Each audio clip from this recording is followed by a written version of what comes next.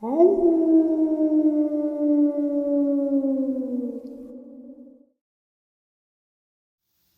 greetings and salutations, everyone. I hope everyone is still doing well, and welcome to tonight's second half. We are that much closer to tonight's live stream. Got about 6 more hours. Looking forward to seeing you all there. 12 a.m. Eastern Standard Time, Saturday Night Mares, live from New York. Anyway, that's not why we're here. I've got some very, very frightening experiences to share with you. One may be a experiment or a product of these dumbs that we talk about. Before we get into it, a couple links. As you know, I rely on Patreon, PayPal, channel membership, and the merch to help the channel to continue to grow and go. Links to Patreon, PayPal, and channel membership is in the description below. Merch displayed directly under the video. Also, Dogman, Frightening Encounters, Volume 1 through 3, the audiobook versions. They were written and researched by Tom Lyons, narrated and produced by me, Jeff Nadolny. Those audiobooks are available on Audible, Amazon, and iTunes, links to which are also in the description as well. And finally, last but definitely not least, if you'd really like to help support this channel to continue to grow and go, simply subscribe. It does not cost you a cent. Click that like button, takes half a second. If you don't want to miss out on any of the informative uploads I put out daily, click that bell icon, and folks, please leave a comment. Why? Well, because all these things, they really do help this channel to continue to grow and go, and folks, they do matter. Now, everyone, I have taken far too much of your time. Let's jump in to tonight's second half. Shall we? Today's first subscriber submission. Hey Jeff, I had something happen tonight and I just had to share it. I called my son and talked to him, but he really couldn't talk much because he was driving home to Oklahoma from Idaho with my 2 granddaughters. You know, I listened to your show and haven't had any experiences with Dogman or werewolf. Here's what happened tonight.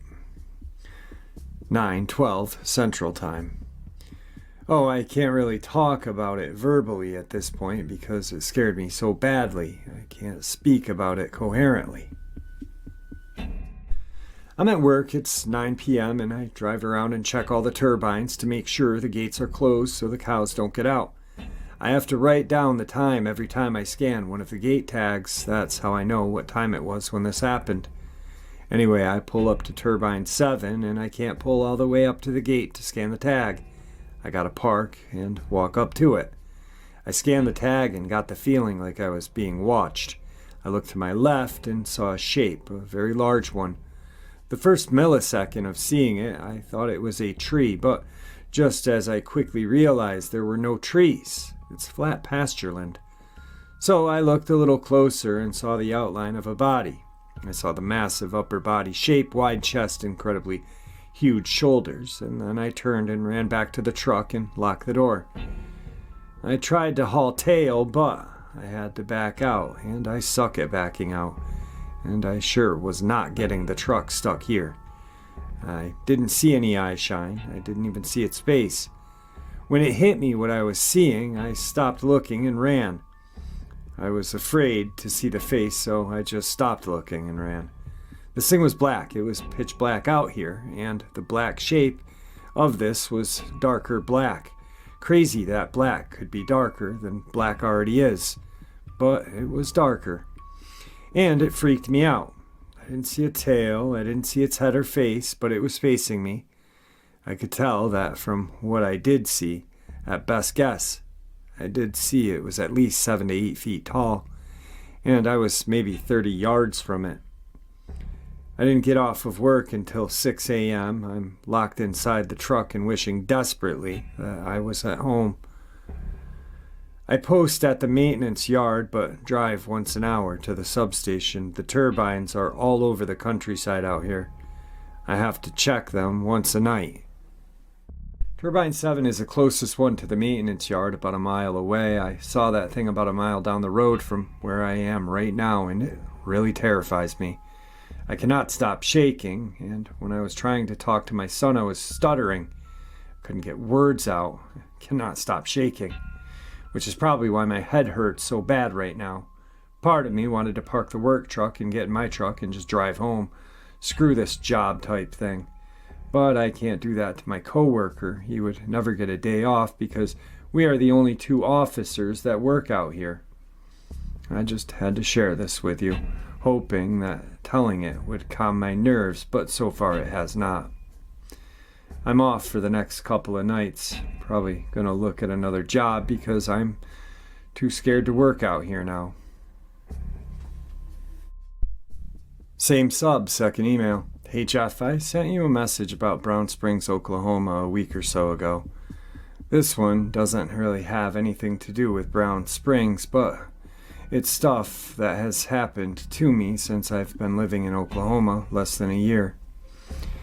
I work as a surveillance officer at WinStar World Casino. I work from 3 to 11 p.m. I drove down the highway 77 on my route. It's a highway, but not a well-used one. Especially when I'm coming home. There are homes sporadically along the highway, but no streetlights. One night I saw this really large dog. It was white and on all fours. It was taller than a mailbox.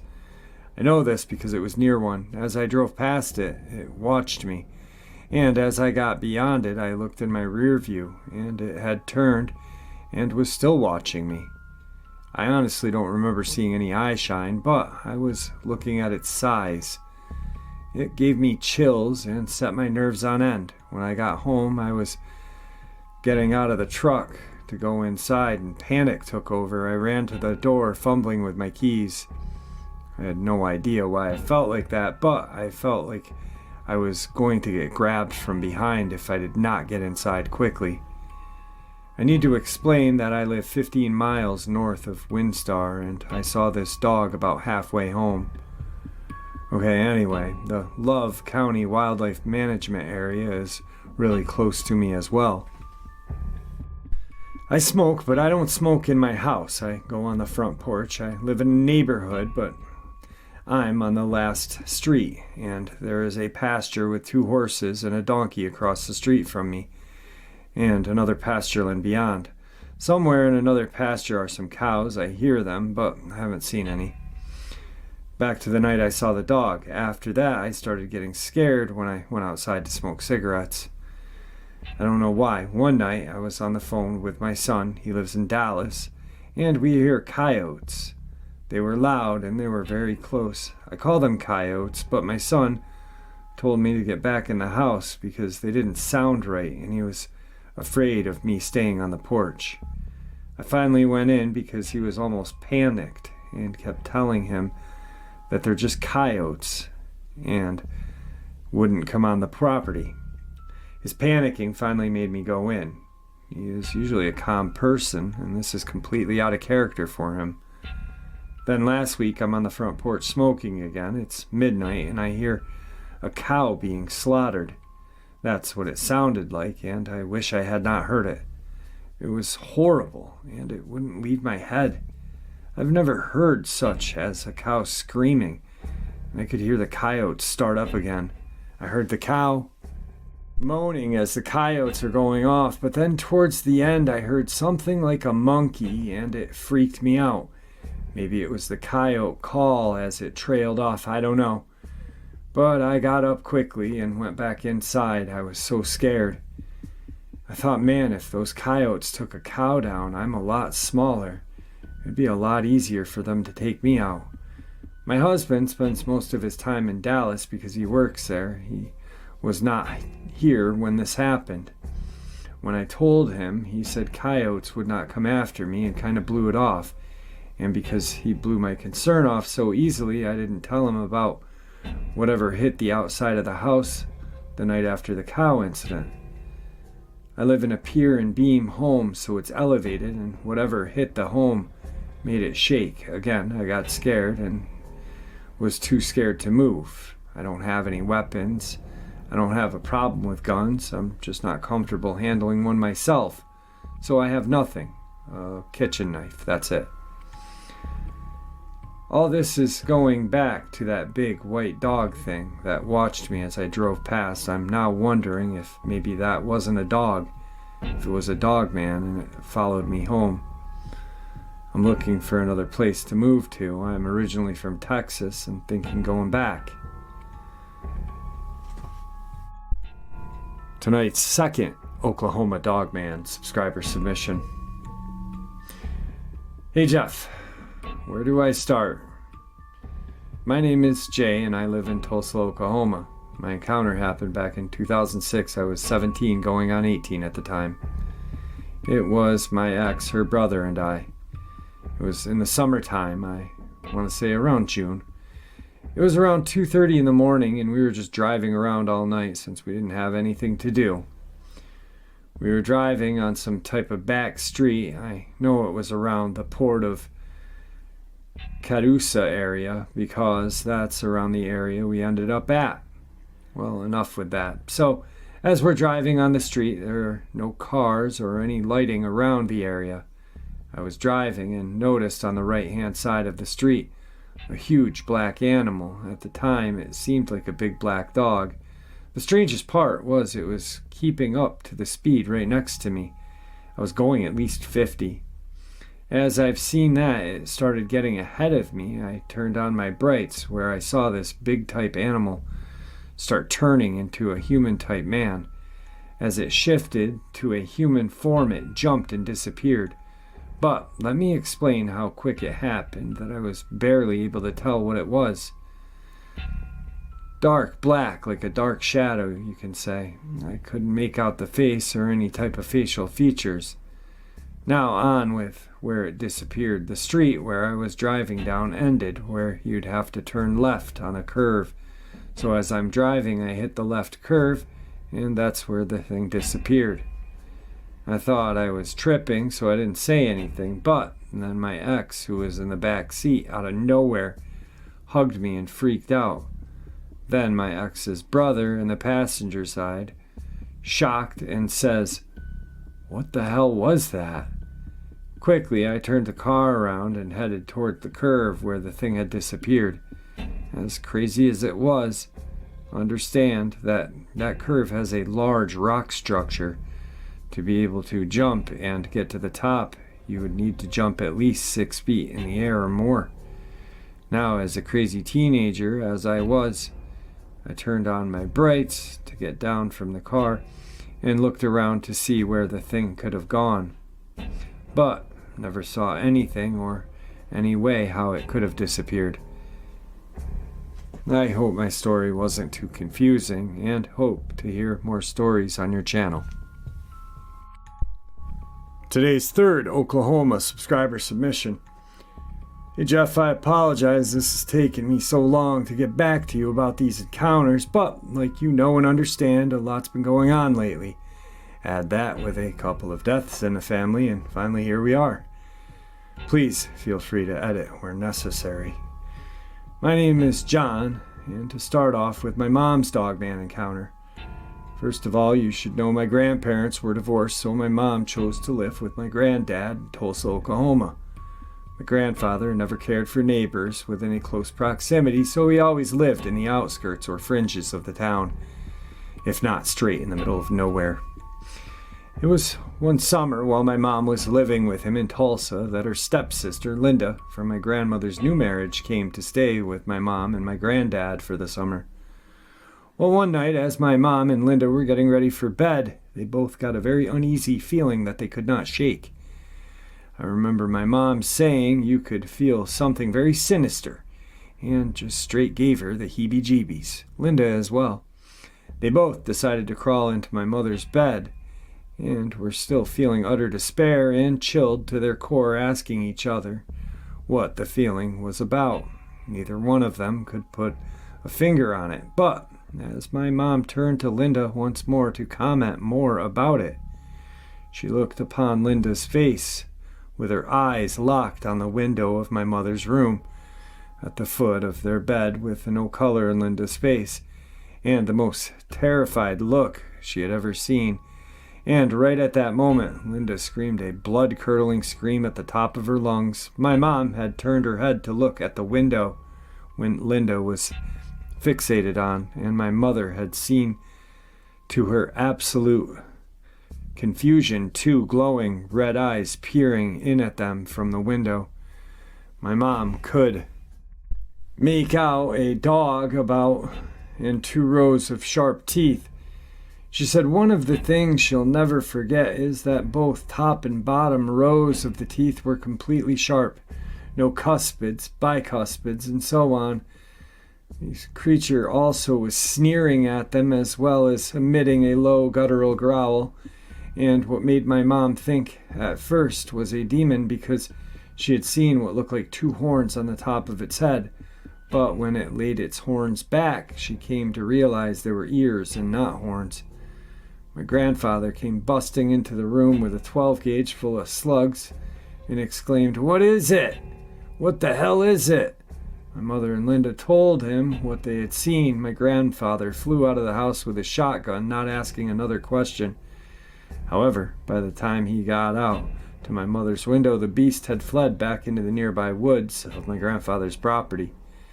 My mom and Aunt Linda were traumatized, as you can imagine, and spent the rest of the summer at my grandfather's sleeping on the living room couch. Next is not a Dogman encounter really, but in some ways, as you'll hear, even more terrifying and disturbing. This happened to me. I was 7 years old, and it too was during the summer break. And I went to California to visit my Aunt Charlotte. She had a restaurant connected to the guest house along a beautiful river that connected to the Sequoia National Park. We all stayed in the guest house of the restaurant, and on the porch of this house were a few appliances to the restaurant and a huge, never seen anything before like it, timber wolf chained to the railing of the porch. The wolf and I got along just fine every day, but one day I made the horrible, life-changing mistake. I was on the porch next to the wolf, and it seemed to be either chewing on a bone or its leg or some other body part. I had bent down and stroked the wolf along its back, and the next thing I knew, I'm coming in, I was knocked unconscious for a brief moment. When I opened my right eye, for some reason, I couldn't open my left eye. All I could see were flashes of bloody canines and splatters of blood and flesh being ripped from my face. When I came to the realization I was essentially having my face being eaten off by a timber wolf, I fought with everything I had, but to no avail, as my little 7-year-old body was no match for the strength and tenacity of this creature. Fortunately, I had already gone into shock, so I believe it, or not at no time, did I feel any pain whatsoever. So that's kind of weird, my face being mauled and all.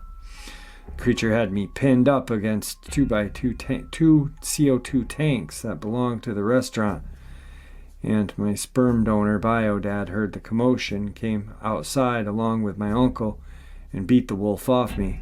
They picked me up and brought me inside the house, where I had taken a look at my mother, and the expression of horror on my mother's face, along with the plate she had dropped to the floor, told me I was in bad shape. Next to my mother was a hutch, and on the back was a tiled mirror where I got a good look at myself, and I couldn't believe that it was me I was looking at. It was so surreal, like I was in a never-ending nightmare horror movie as one of the werewolf victims. But this was no special effects job I was looking at. It was my grotesque, disfigured, ripped-apart face. I couldn't even recognize myself. My bio-dad rushed me to the hospital, where I had my face sewn back together. My left eye was swollen shut for about a month, and that whole time never knowing if it had gotten my eye as well. Honestly, it seemed the least of my worries at the time, so I never asked. For the next school year, I was horribly taunted, picked on, treated like a freak because of my disfigurement, and to add insult to injury, it happened to be the same year Al Pacino's Scarface came out in the theaters.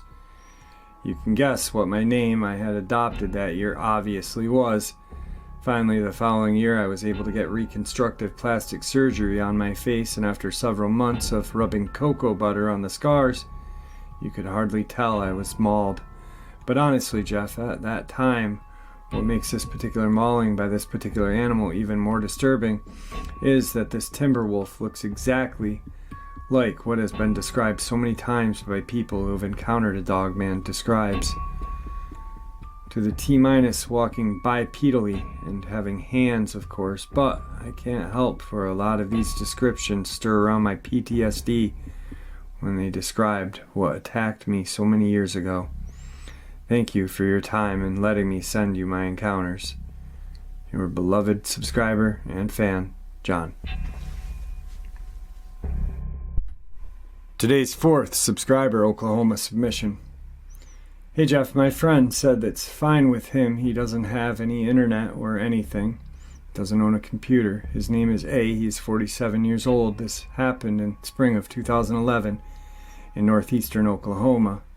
They call this area of Oklahoma Green Country.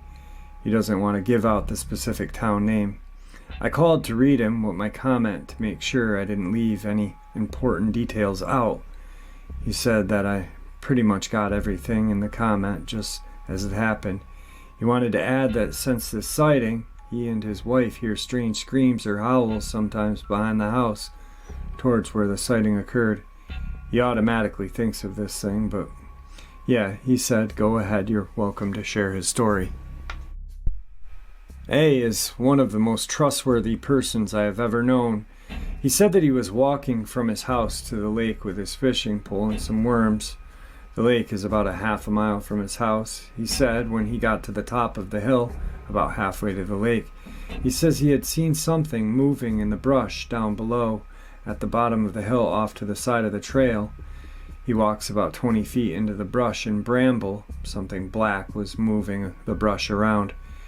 He stopped at the top of the hill and quietly knelt down to watch it, because he said he could tell it was big the way it was moving all the brush and bramble around.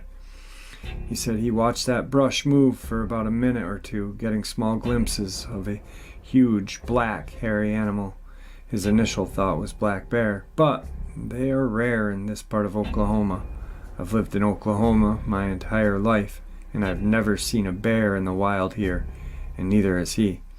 Anyway, he said he watched it move around in there for a few minutes, and he saw a rabbit dart across the trail coming from the other side of whatever this thing was.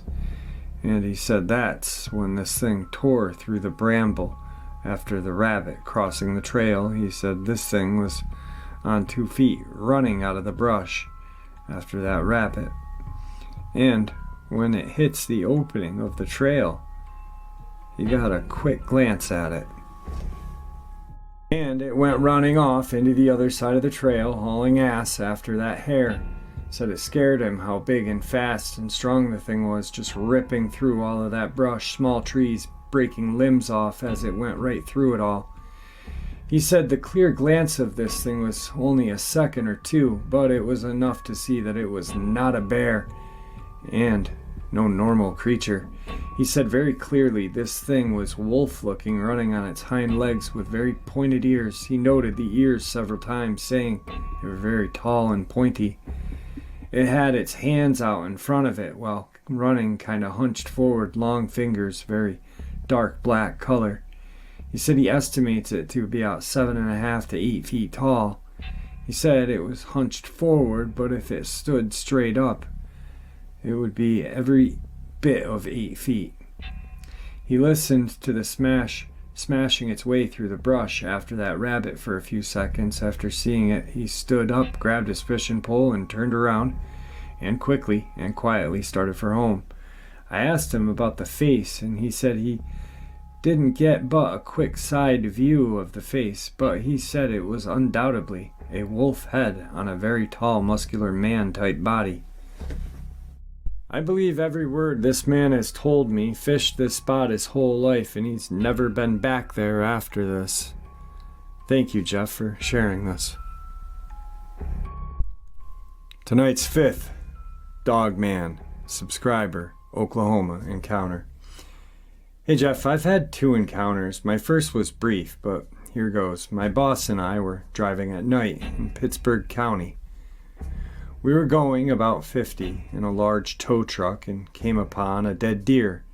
Kneeling down by it was a huge black animal with pointed ears and huge white teeth. I told him to hit it, but by then we had passed it. My boss asked me, "Did you see that bear?" I said it had pointed ears. He looked over at me and said, "You don't know what's out in those woods." My second encounter, these things really like looking in windows. About 2 weeks after my first, I went outside to smoke a cigarette. My backyard's fenced in, but I heard something run from the back of my fence like it was leaning up against it. I didn't think anything about it. I thought maybe it was a deer, so I hollered at it, waving my hands to try to scare it away. Damn thing charged at me. It charged for about 30 feet and stopped 5 feet from the fence.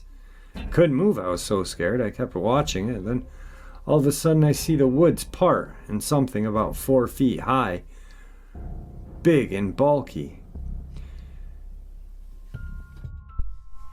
Large, broad shoulders lift its head up. This head must have been massive because all I could see was the amber glowing eyes looking at me, and the distance between the eyes was unreal. It didn't growl, it didn't show any signs of hostility other than charge me, but I think it was my fault. I think when I yelled and tried to scare it away, it took it as a challenge. I just bowed my head and walked toward the house. It hung out around the house for 3 or 4 weeks in the same area. I could hear it behind my fence. I stopped throwing food over the back of the fence and it stopped coming. I think it kept hanging around there because I threw food over the back of the fence. And it'll be about 60 to 70 feet from me. It wouldn't growl. It never attacked my little dogs, but my little dogs did not like going out there. They would cower. They didn't want to go. I think this must have been a juvenile because it didn't seem mean. I even thought about trying to feed it and get close enough to touch it, but then I thought, that's crazy. I'm not scared of death, but why invite it? Tonight's final Oklahoma subscriber submission. I was moving my belongings across the state and had just gotten pulled over in Krebs, Oklahoma. Speed trap worth avoiding for anyone who doesn't know. Great Italian food also. Anyway, I share that because it's the only time I got pulled over and got a ticket, so that date is my first Sasquatch sighting, and I don't even know what date it happened. It's around 3 in the morning. I had my puppy in the car. I was tired and anxious about arriving at our cabin near the Talymena Drive, about another 45 minutes away. So I was not super happy with the officer who pulled me over and gave me a ticket, considering there was no one on the road, and I didn't even notice the speed limit sign, and had been looking to make sure I wasn't speeding. By the time I got to my driveway, which is unmarked and surrounded by trees on the mountain highway, I was surprised I could even find it. It's a pretty steep slope with loose gravel and narrows as it crosses the Wet Wither Creek. This is shrouded in trees. Now, I have to tell myself here to give you some idea how terrifying this place has been at times. It feels like the darkness wants to swallow you, or at least reach out and grab you and tear you to shreds. So many nights I have actually climbed out my sunroof with a flashlight, checked all around as thoroughly as possible before climbing down and unlocking the gate. With a wooden log fence on either side, it's difficult to get back into the car in a hurry. I was on the edge and hyper-vigilant most nights. There's no security lights. I don't like having those lights and wish they hadn't ruined the night sky with their stupid phone towers blinking nonstop. For a while, the newest one was literally a strobe light. Tell me that's not scary. We had a pair of mountain lions that frequented the property. Yes, a pair, perhaps a mother and an adolescent cub.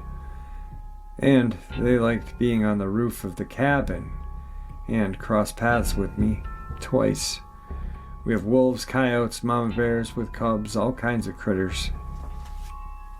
Interesting thing happened as I got there this particular early AM. I used the door, unlocked the gate with no problem, and was stunned by the thing I saw. Not even 5 yards away, I saw what appeared to be very much like a gorilla standing upright with long, shiny black hair reflecting my car brights.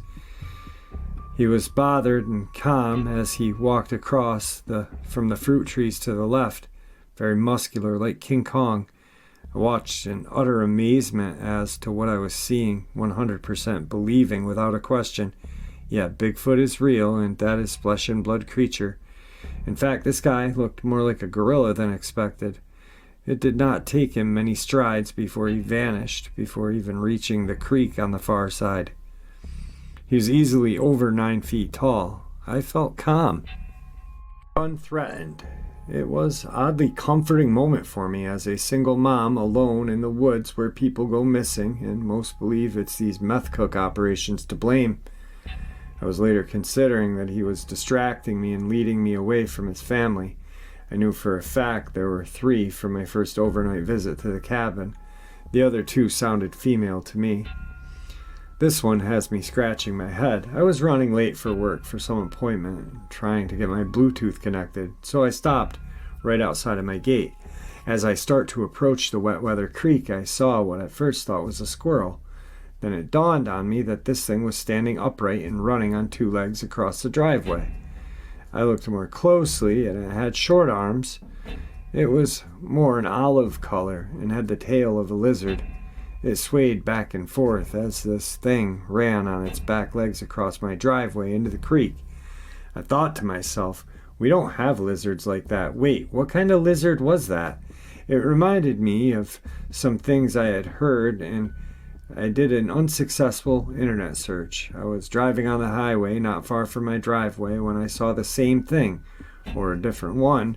Again, my first thought was squirrel, but I went through the same process. That thing could take pretty long strides and never seemed too terribly fast for me to be able to see it all that well. And the tail, it swayed behind it, and something else. The head made me think of a dinosaur. After I saw this a second time, I actually asked my friend, who is a real estate agent and walks all these rural properties, to photograph, if he would keep his eye open and try to get it on camera. He has photographed little squatches in the trees on his family's property before. Those have lighter skin and human noses and faces, but they're covered in black hair on their heads and bodies. He lives pretty far out, not too terribly far from where they hold the annual Bigfoot Festival in Honubby, Oklahoma. All right, folks, what about that last part of the upload? What do you think that thing is? Some sort of reptilian that has hidden out underground in some sort of cave system, or is it a product of the deep underground military bases and their sick and twisted creations? Your guess is as good as mine. Thank you for supporting the channel. Your support is what makes this channel continue to grow and go, and what makes the channel special. Everyone, please stay safe, happy, healthy, and ever vigilant, keeping an eye on our children, our pets, our family, and friends. These creatures are real. They're out there. They are dangerous. Share this information with the people you love and care about, and it may just help save their lives someday. Until next time, never stop asking questions. Never stop searching for answers. And God bless.